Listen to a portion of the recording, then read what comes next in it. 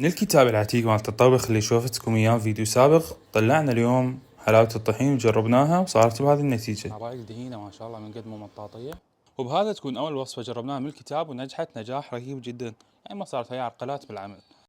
خليت كوب إلا ربع من الشكر، أنا سويت نص الكمية المذكورة بالكتاب، وكوب إلا ربع من المي، وحبتين من الهيل خليهم على النار. مينيموم الشكر نخليها على جهة.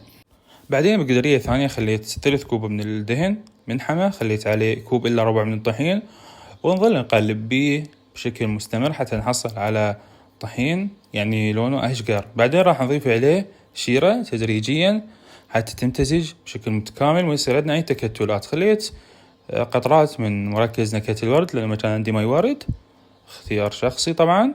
أنا صراحة خليتها تطبخ زايد لأنه أريدها تجمد زايد. أنتم مباشرة بس تنخلط خلوها بالمواعين، أوكي. ما كان عندي لوز للتزيين، سنيتها فستق حلبي وجوز. هذه بعد ما بردت بعد 3 ساعات صار القوام يعني عبارك شكلية الصراحة فخم جدا جدا.